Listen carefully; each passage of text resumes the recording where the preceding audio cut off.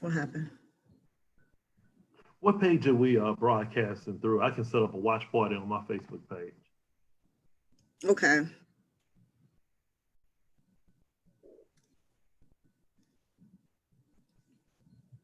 We're doing it. All right, I'm gonna let everybody in because we've got quite a few people waiting.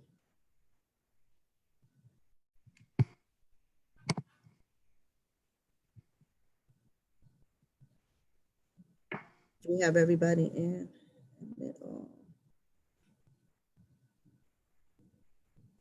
I don't see the congressman yet. He's in there. Okay, there it is. Good morning, Congressman. Is he unmuted?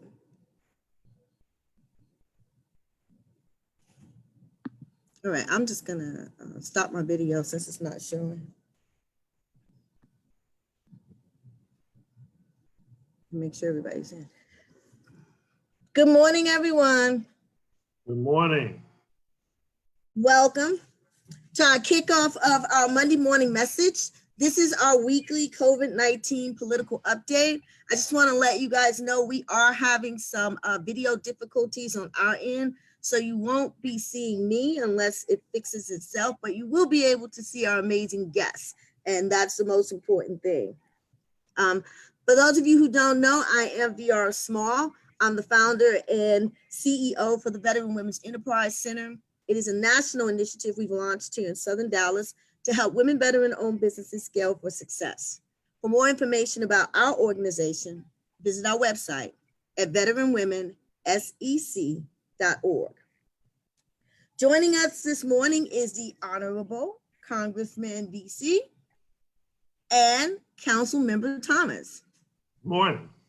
Good morning. Good morning. Now, before we formally start, let me introduce our co-host. That is Stephanie Brockton. Stephanie, I'm sorry. Getting a little tongue-tied here. All of our, please privately send all of your questions to Stephanie, and when we have our Q&A session, she will present them. We will also be presenting a couple of polls. I just want to let our guests know the polls are not for you, so don't be distracted by them. They're really for our guests. So when you see the poll come up, you can just keep talking about whatever we're talking about. Those are for our guests to just get some info on where they are, who they are, and what they're doing. So please don't be distracted by the polls.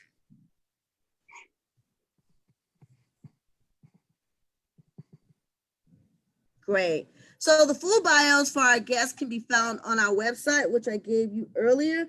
But Congressman VEASEY, I know how actively involved you are in your district. So please share with us, and we have guests from across the nation, a little bit about, at least a brief overview of the work that you're doing on the Hill. And we're going to dive in more on COVID-19, but just kind of tell us about some of the other things you're working on, your committees, because we have people from all across the nation on the line, and they're all interested in how you're impacting.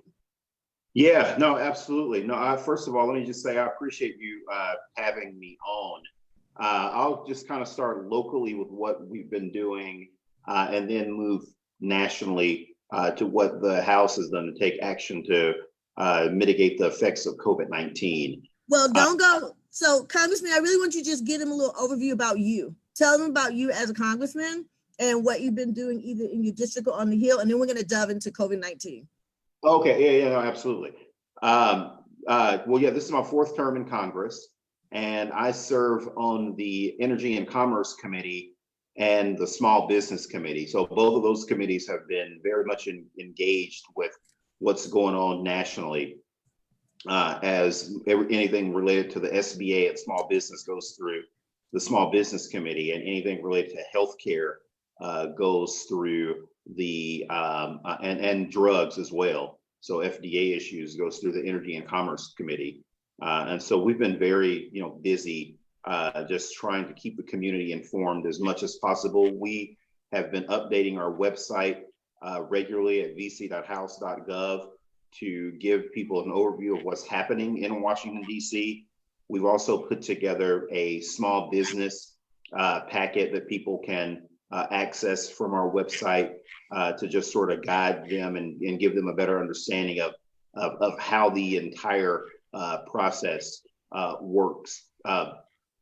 And have been really active and busy over the last few weeks, just meeting with community stakeholders such as yourself to talk about, what we can do to help people, because we have so many people in need right now. What we can do to help people better protect themselves and their families, to keep their homes safe and to keep their homes healthy and themselves healthy during this time period. I think that by this point, all of us know someone that has been affected, by COVID-19 in some form or fashion, even people that have died.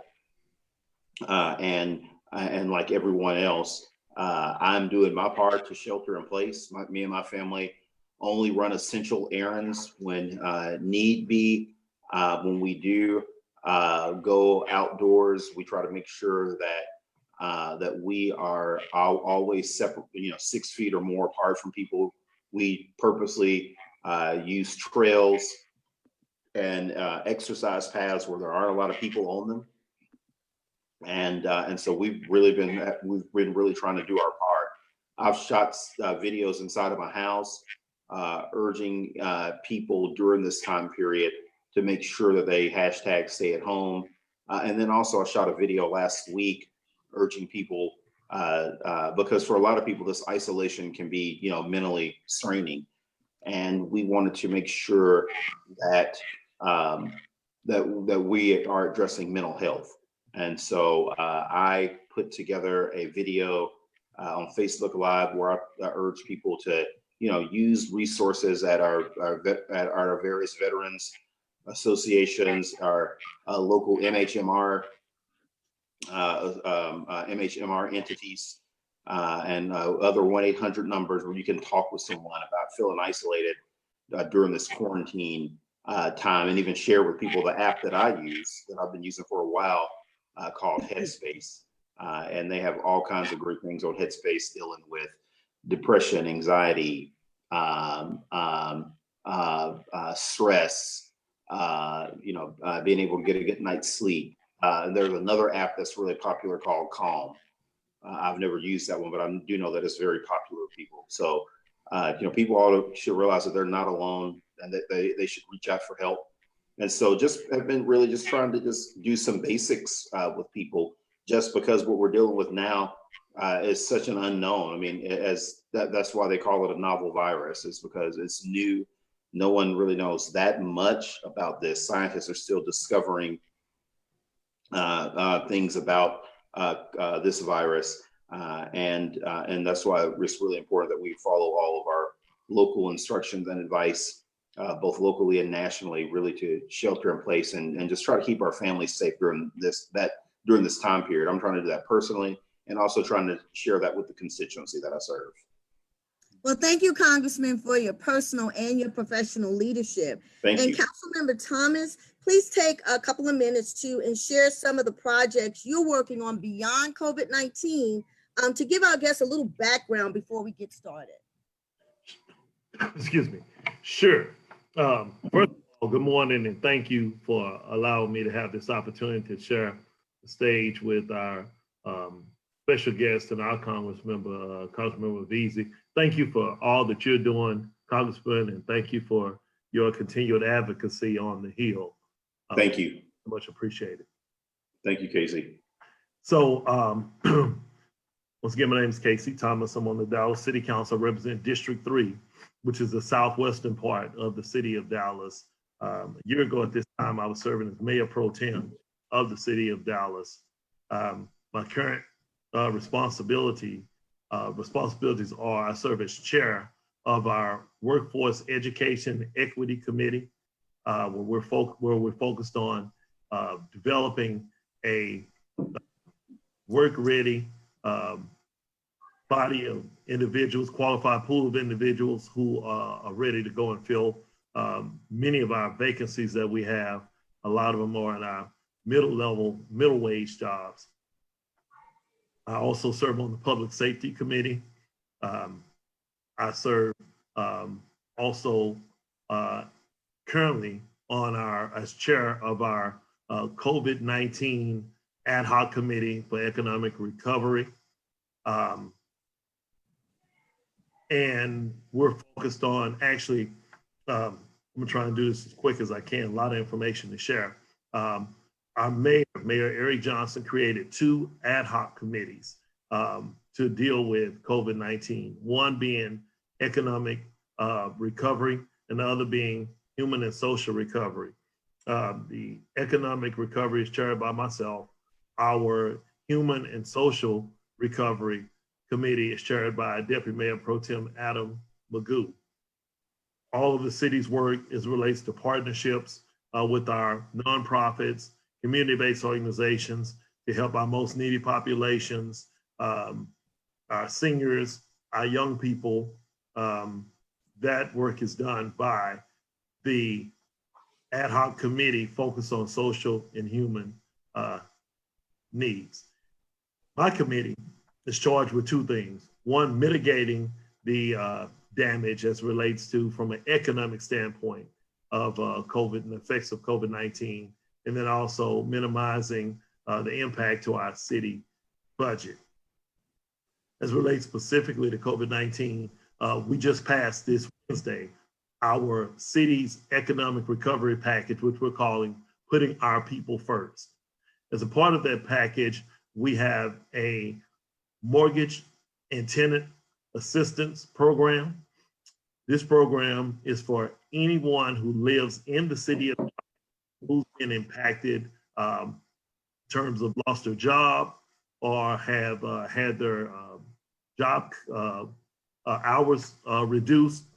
And this program will allow individuals who live in the city of Dallas an opportunity to get up to $1,500 per month for up to 3 months.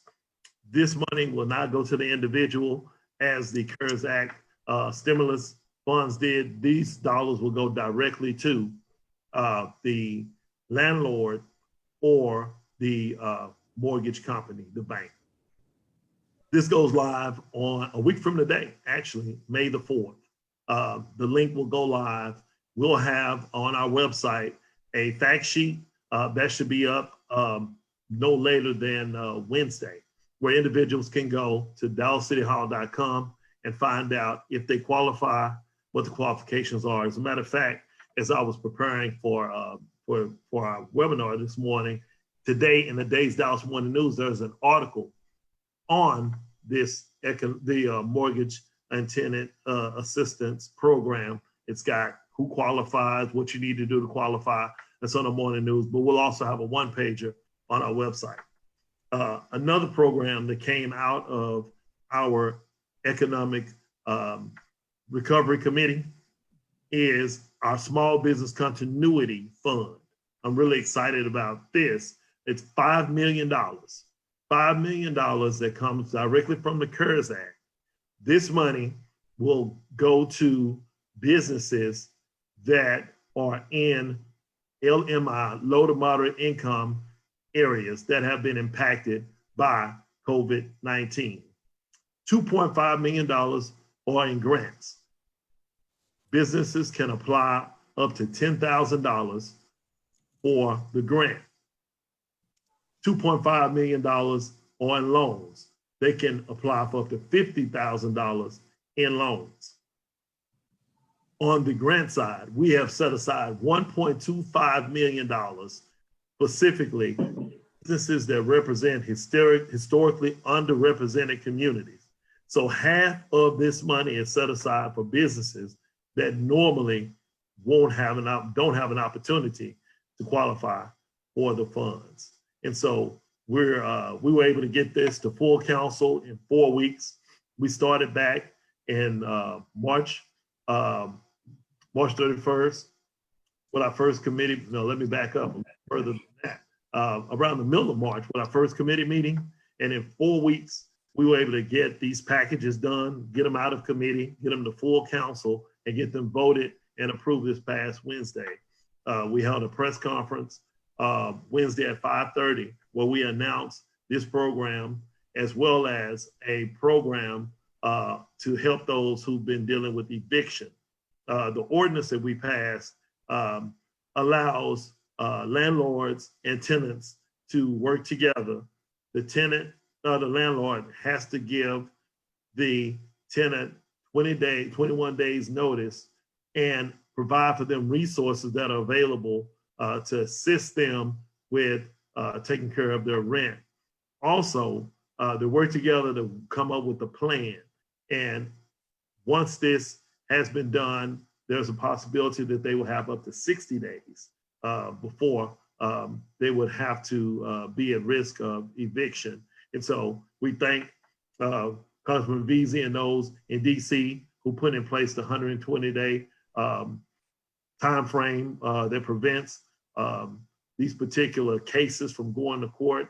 We thank the state Supreme Court who put in, I believe it's up till May, maybe 18th. But here in the city of Dallas, we felt like we needed to make sure that those who are residents who live in the city of Dallas also have protection. And so we passed that as well on this past Wednesday. And so this is the work that we are committed to doing, to making sure the residents feel safe. And we want to make sure our business owners know that we feel their pain. We're extremely concerned about how they've been impacted. And so we have these funds that are available.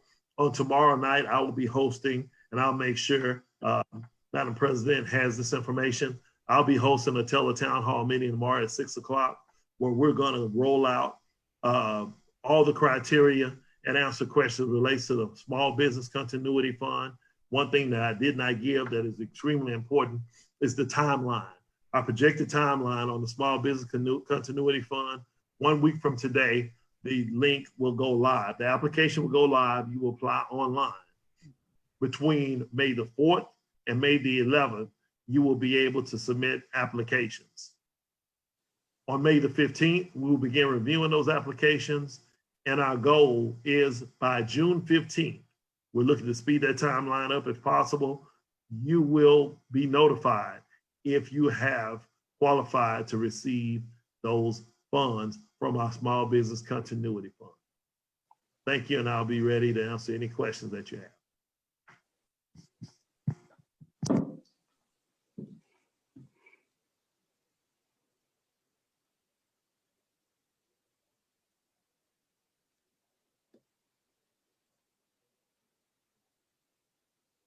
Ms. V, are you with us? Maybe our moderator. Can you hear me, Congressman? Yes, I can hear you. Yeah, I'm trying to get the survey off of us. Trying to get the survey off of my screen. I can hear you.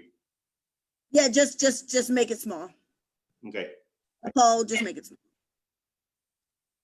So what I wanted to say, Congressman, is I know you have to take another call, so I wanted to delve into what's going on at the Hill.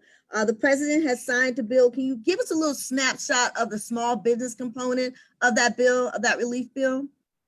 Yeah, no, absolutely. Well, the big thing for this last bill that was passed, as you know, the first round of emergency disaster money and the personal paycheck protection money that was allocated and the very large CARES bill that was passed, that was over $1 trillion. That money ran out a lot sooner than anticipated. As a result of that, Congress got together for this last vote last week and allocated another $310 billion to help businesses. And I think it's really important to understand too that the businesses that had already applied that didn't get funding, that were in the queue, that those will be the ones that will be able to get money. There won't be any more new applications just because it was literally that many people that were not able to be served that were waiting in the queue. And it's unlikely that all of those people that had filled out their applications that were waiting in the queue that they're going to be served. We So wanted to make Congressman, let me just clarify something then. The actual the actual process won't be opening again, you're saying? Basically, what we're going to be doing is dealing with those people that already got applications in? The people that got the applications in are going to be the ones that get funded, but it's hard to imagine that all of them will even get funded. So Hopefully we will be able to go back at some point in May to be able to do another round to help small business owners.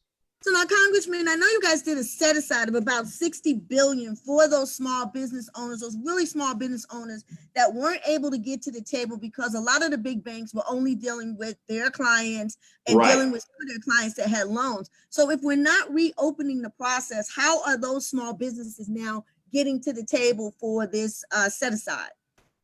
Hopefully those small businesses that were they had already applied. That is truly my hope, is that they had already applied and that they're already in the queue and they were just waiting to get served. And I know a lot of people that are in that category that were waiting in the queue, but you know, and SBA, I'm not sure if they've technically closed it. I'm just saying, it's hard to imagine the scenario because the banks are predicting that this money was going to run out in 72 hours. So they already know how many people are waiting in the queue to be funded. And they're going to try to go back and fund as many of those as possible.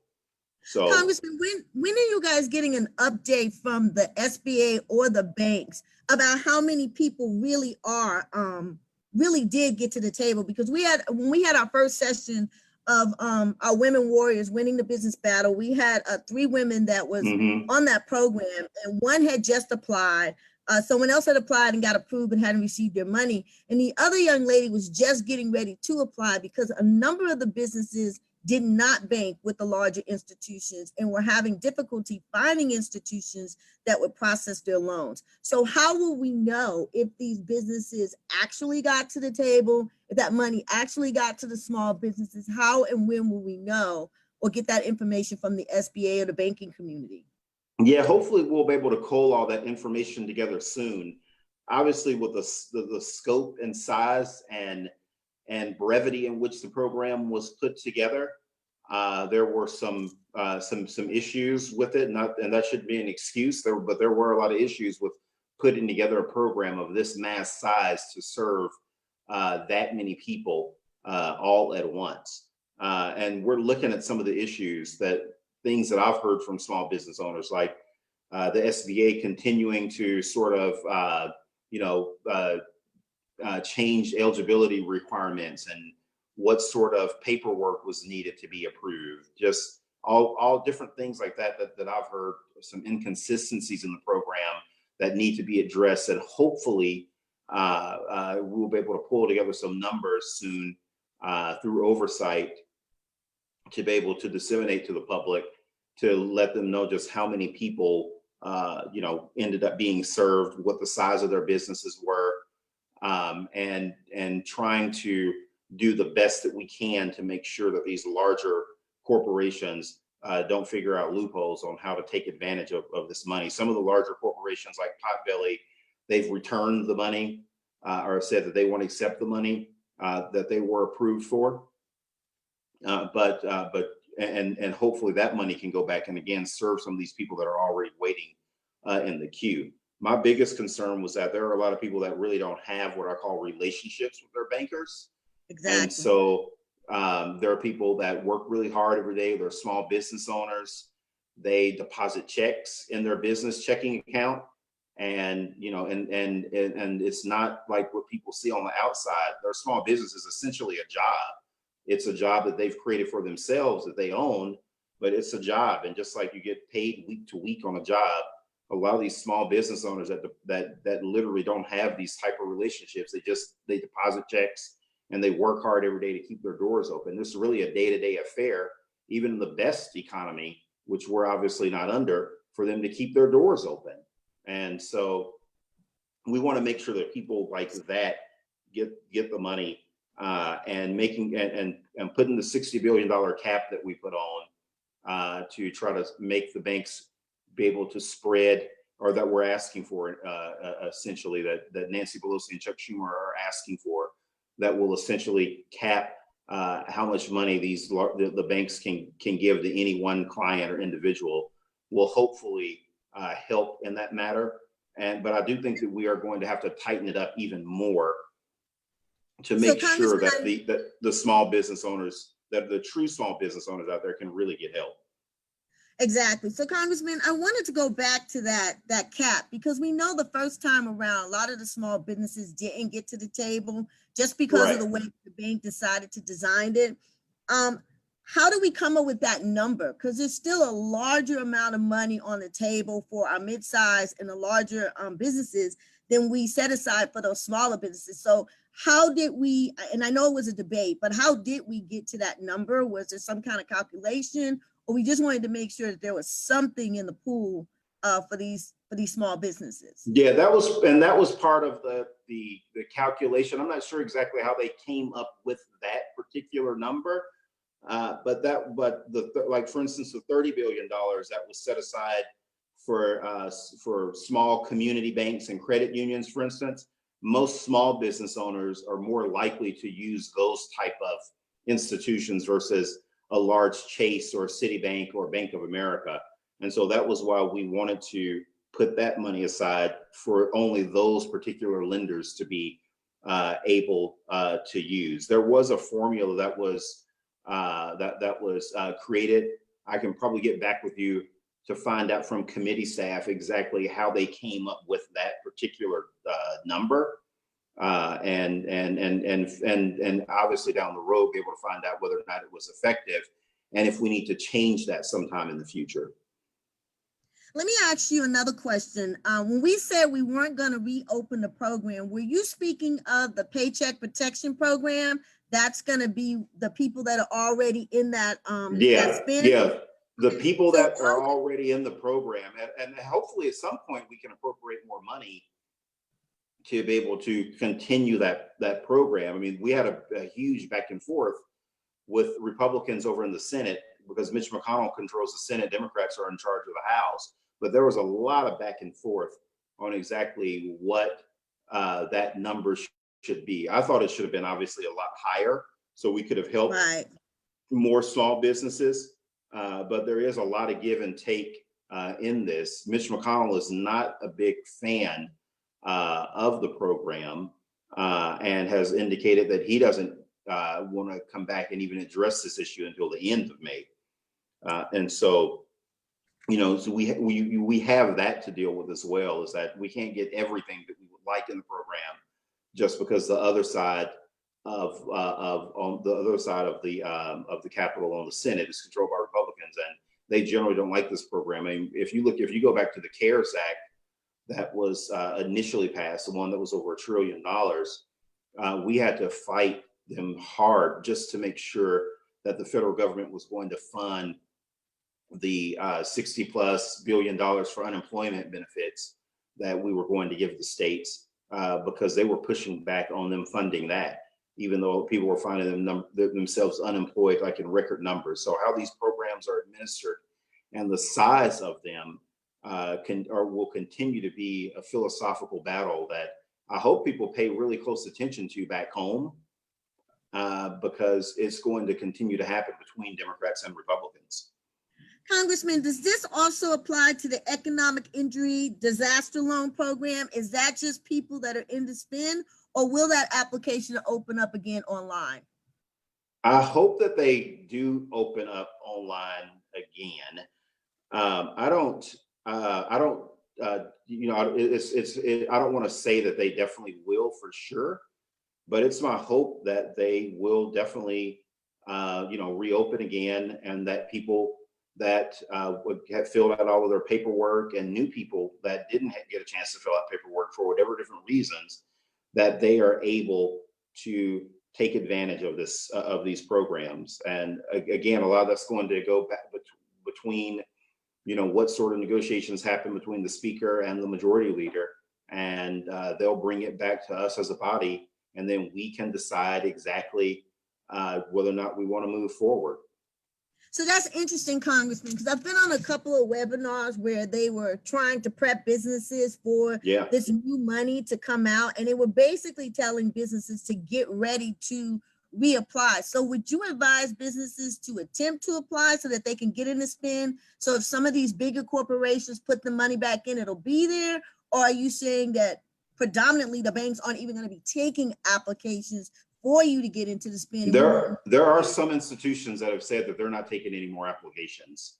But if you can reapply or if you can apply, hopefully not reapply, but because if you've applied and you haven't gotten approved, then you still should be somewhere in the queue.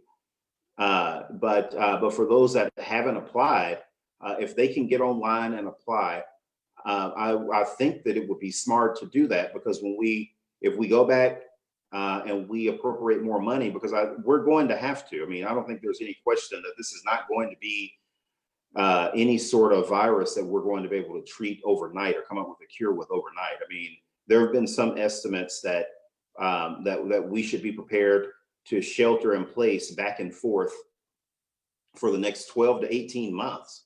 And so what we've done, what we've done for businesses right now, this just has to be the beginning. And as we learn more about this virus and how it transmits and what have you, is all going to play into, what the federal government does to address a lot of these problems. There have been some studies out there that suggest that this virus does not hold up very well in human conditions, for instance. And so in Texas, maybe at the beginning of June, we may be able to relax some of our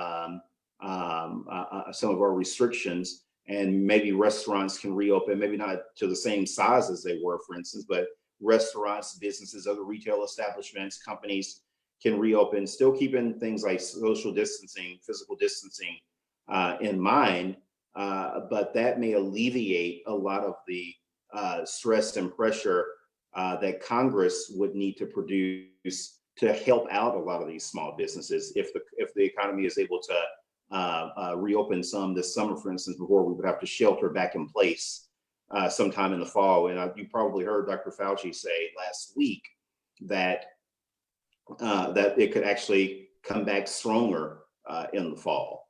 And so, we need to be prepared to continue to have these discussions, I think, for the longer term versus the shorter term, just because, being able to come up with some sort of a vaccine for this is not going to be something that we're going to be able to produce anytime soon. So these actions that we're taking are necessary, and I think will be in the future. So, Congressman, I want to turn to our co-host and see if we have any questions for you. I know you do have another call that you need to take, and I want to see if we can get a couple of questions in before you have to leave, and then we can go back to the city of Dallas and finish that conversation. Okay. Stephanie, do you have any questions? Yes, we do. So, Congressman, one of the questions is how the $60 billion for community-based financial institutions will be provided. 30 billion for the mid-sized banks and the credit unions. You said it's 30 billion? 30 billion. So how will that be for the community-based financial institutions? How will that be provided, the 30 billion? The same way. You would go through the same process like you would if you were going to a large bank, except you would do it through your credit union or through your community based bank. And, that's important because, again, they don't, these larger companies like a Ruth Chris Steakhouse, they're not being serviced by these institutions. And so the theory is that the smaller mom and pop businesses and small owned businesses that truly are small, that this money is set aside for them to apply the same way if they were going through Citibank or Chase, but except they would go to their credit union. They would go to, Omni American Credit Union or whatever it may happen to be, and they could apply that way and try to get the money the best that they possibly can. Okay, and I think maybe there may have been some confusion because I know that the community, or not the community, but the nation was told that 60 billion would be used for community development and financial institutions and minority depository. But I think that the confusion came into play because they said half of that 60 billion, which is where your 30 billion would come from. Right, So- right, exactly. Now, there is a $60 billion number that you're going to hear a lot about today on Right, the news, and this just came out like about an hour ago that that Nancy Pelosi and Chuck Schumer are trying to push for a cap. right. That they're trying to push for a cap for on these larger banks, so we won't see the stories anymore about Ruth Chris Steakhouse and these other large corporations, Potbelly, whatever it may happen to be, applying and getting $20 billion loans when you have all these small businesses waiting in the queue. Because there are a lot of small businesses out there that do use large institutions to run their businesses every day. There are a lot of people that own a taqueria or own a family dry cleaner or whatever it may happen to be, and they use Chase and they use Bank of America. But more than likely, those people did not get serviced. Okay, and we have another question. So this question is regarding the EIDL loan. This attendee would like to know, when can they expect to receive a response from the SBA if they've already completed and submitted their EIDL loan application? That is a good question. Someone just emailed me that owned a business in the district not that long ago.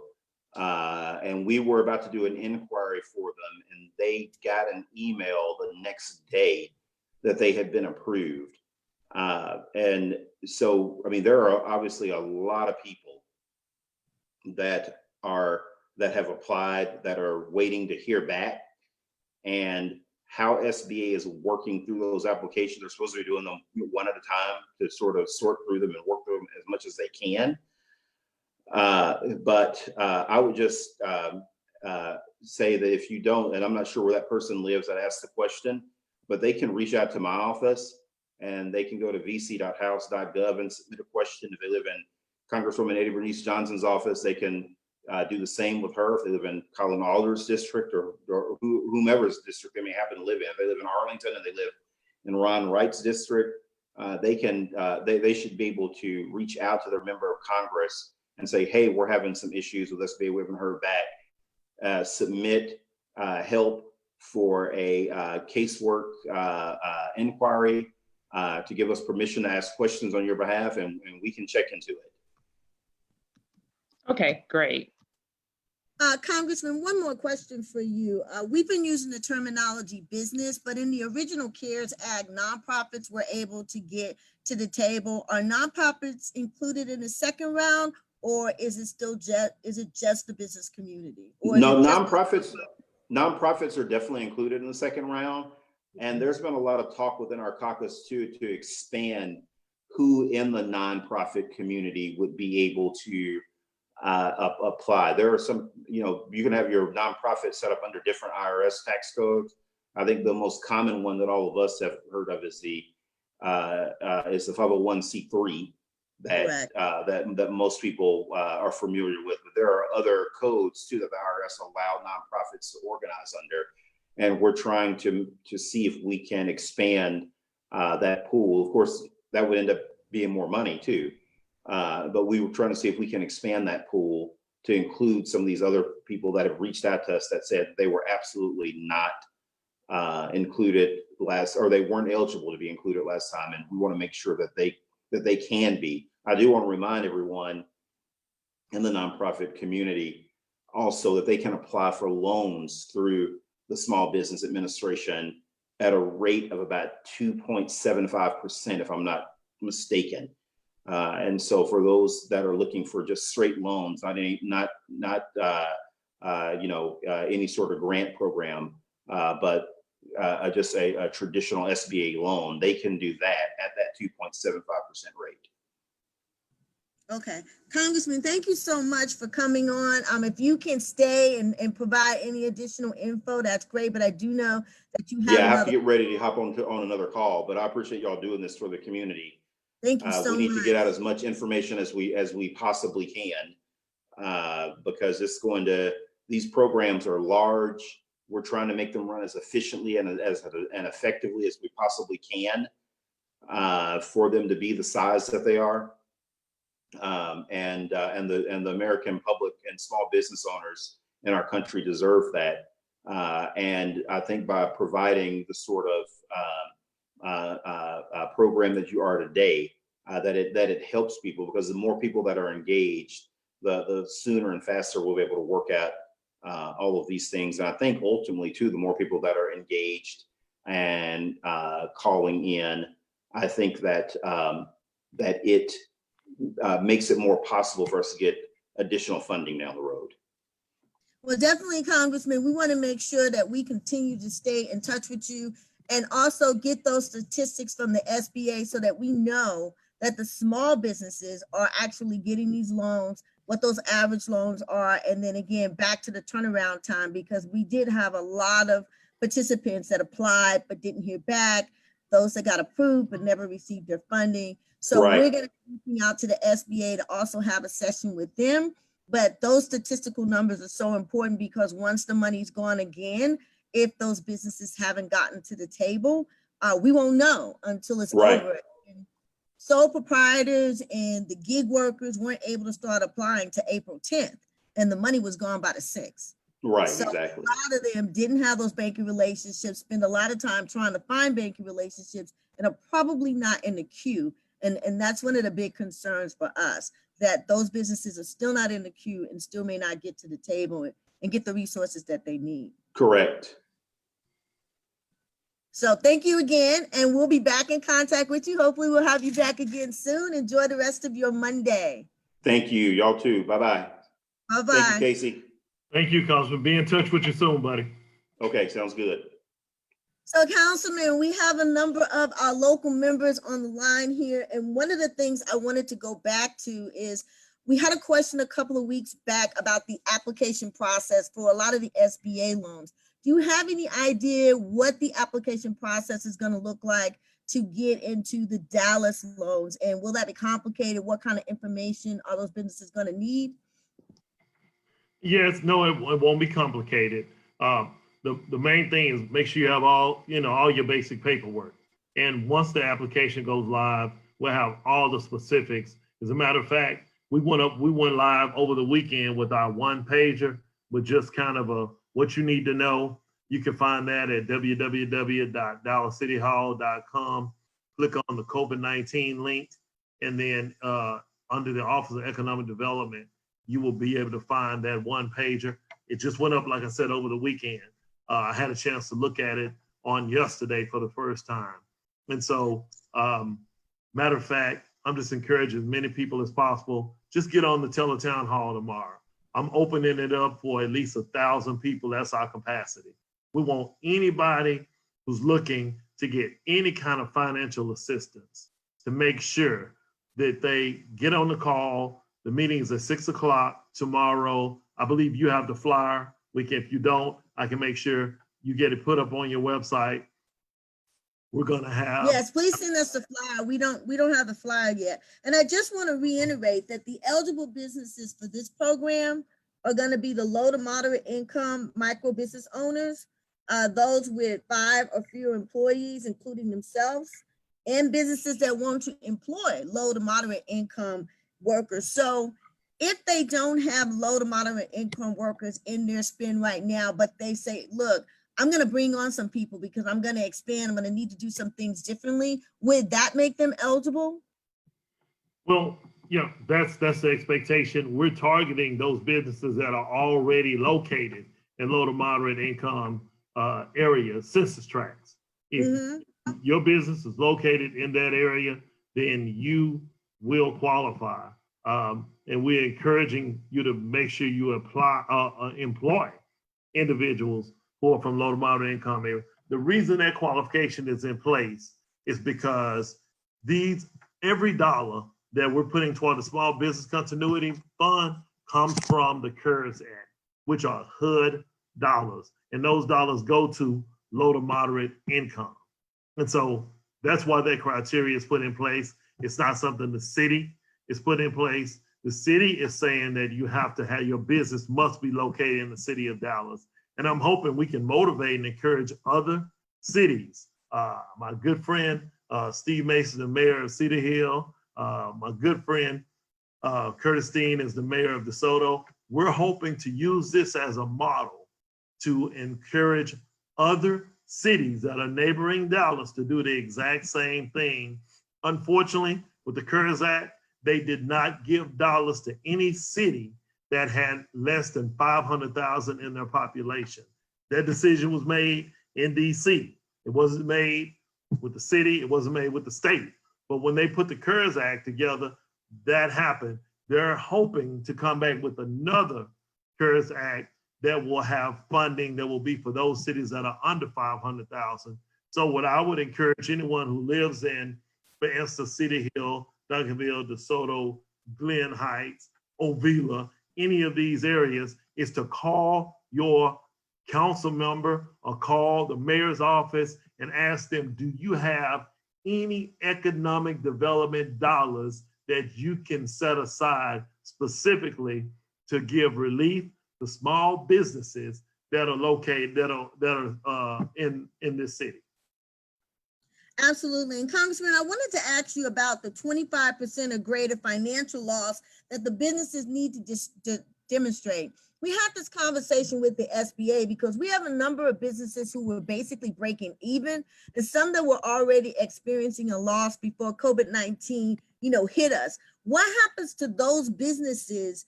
Because they're not going to be able to show that 25% loss because they were just at a break-even mark, or they might have already been doing a loss, but just hanging in there trying to survive. What happens to those group of businesses? Well, what we want to do is we want to make sure, and those businesses, if you haven't at this point been affected at that percentage, we don't know how long, as Congressman VEASEY said, we don't know how long this is going to last. We don't know how long the orders are in place in terms of some of our businesses that are considered now non-essential are going to be in place. And so if you perceive based on where things are and where things may be going, that you will hit that 25% mark, let's make sure you have all of that information. I'm going to ask everyone on this call, if you want to have an opportunity to ask questions tomorrow night during the teletown hall meeting, send an email to Yolanda.Miller, YOLANDA.Miller @DallasCityHall.com before 12 noon. If you would like to ask a question, that is my secretary. If you send in the email address, it's right here. I thank you, Stephanie. You're on top of it. I'm going to send you the flyer in just a minute. Send me your cell number, Stephanie, and I will send you the flyer in just a minute. But if you would like to ask a question tomorrow night, please send an email. We set the deadline at 12 noon. Send an email to Yolanda.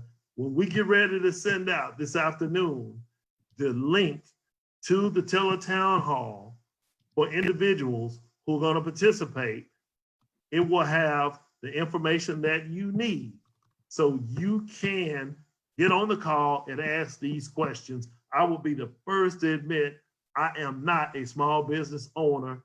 I'm not personally impacted in this way. So some of the questions you would have, I don't know, but I will have people that will be on that call who can answer these questions.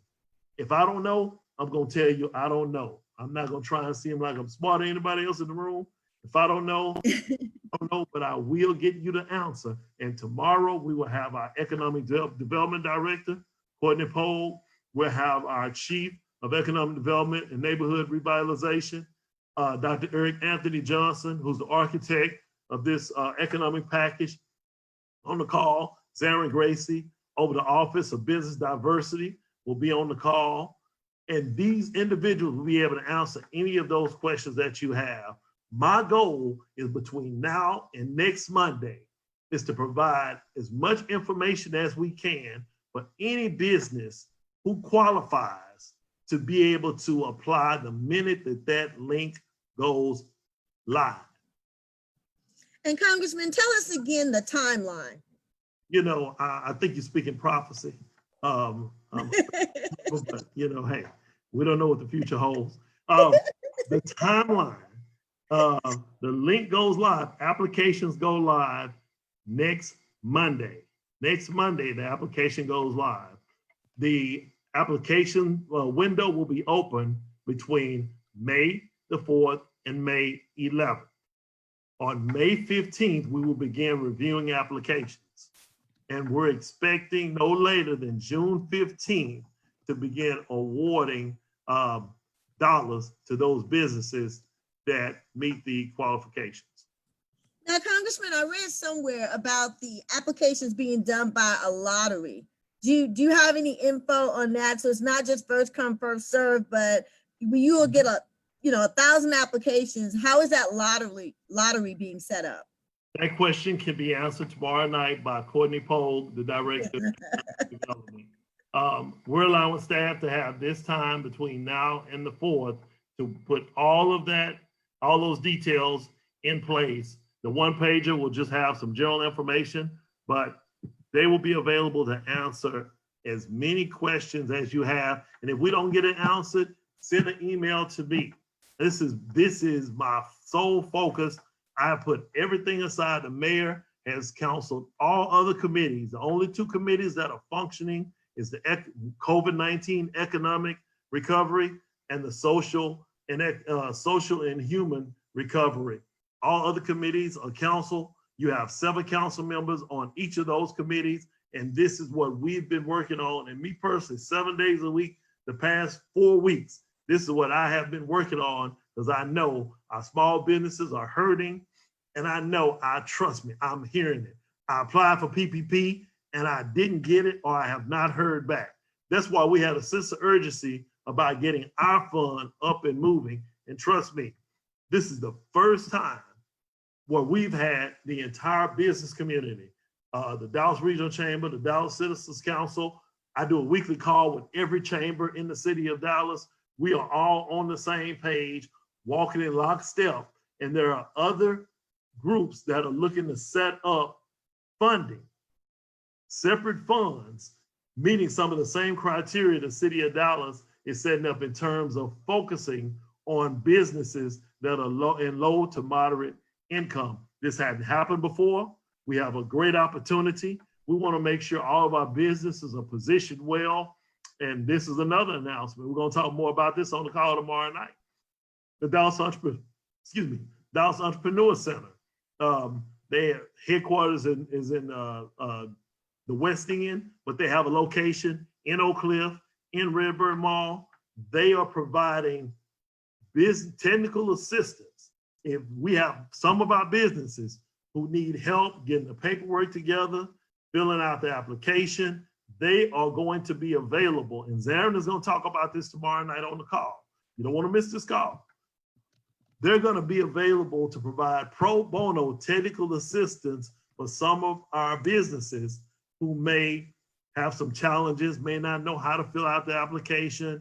And not only are they going to be available for the city's fund, they're going to make themselves available for any other funding that's coming down the pipe, any other funding that's available now. And so as we're building this ecosystem, and that's what I'm calling it, so save our businesses, we want to make sure not only do we have funding available, but we want to make sure that we have skilled, knowledge, individual professionals who can come alongside our small businesses. Grandma, a big mama may know how to fry some great fried chicken, but she may not have any business insight, acumen, or knowledge. The debt and other groups are coming alongside Big Mama and other individuals who have been in business and done well until this came along. And so, at no fault of their own, and those of you who are part of this, who own a small business, it's not your fault. Nobody saw, well, they saw in DC this coming, but that's a whole nother conversation for a whole nother webinar.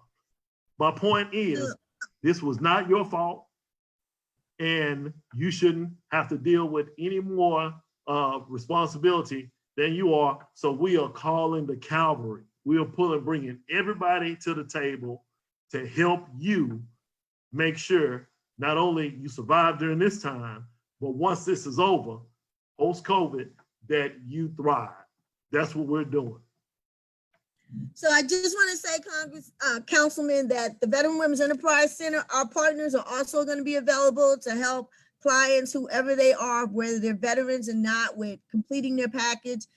If they are able to get to the table again, to put together their loan package or their grant package. And also, I want to open up the floor and ask Stephanie if there were any questions for you. I know you said you don't have everything and they can get on the next line, but those people that may have sent questions, I want to give you an opportunity, if you are able to answer them, to answer those questions. So Stephanie, were there any questions for the council member? There were two. One of them was asked to direct the question to his secretary, Ann Hagan, and she included her email address within the chat feature so that everyone can have access to that. So any questions? That was for the congressman. Did I say congressman? I meant councilman. Oh, okay. Okay. And worked with the congressman. Okay, gotcha. So there is a question that asks in regards to a business, a fairly new business who's only been in operation for a few years with no employees, and that's in a service industry with little to no income. So no wages were paid and they're unable to apply for unemployment. Are there any programs available to help businesses like this?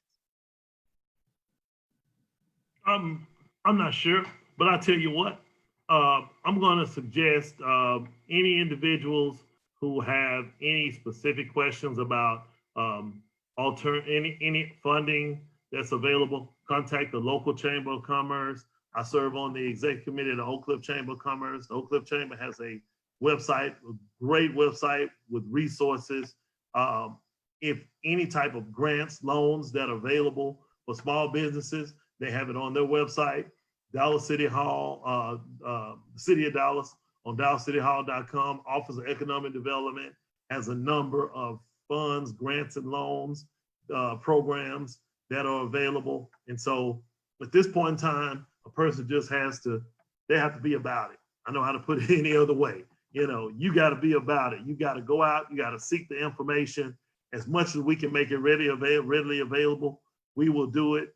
But, right now it's sink or swim, and we're trying to throw as many life preservers and lifeboats out, life preservers, and bring as many lifeboats out as we possibly can.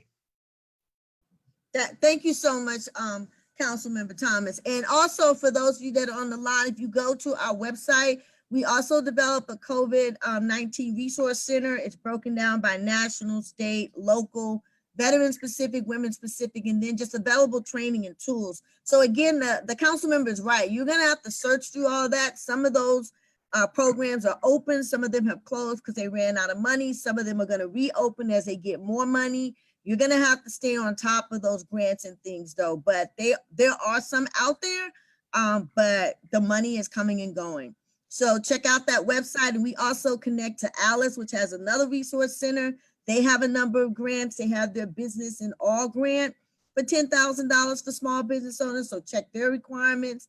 There is money out there, but you are going to have to search around and get those applications in. So we are at 11 o'clock. This was our 1 hour session.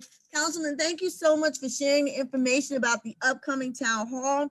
We want to thank Dallas, the city of Dallas, for their leadership and putting this together and creating a model that other cities and counties can get behind and do what needs to be done for their small business community.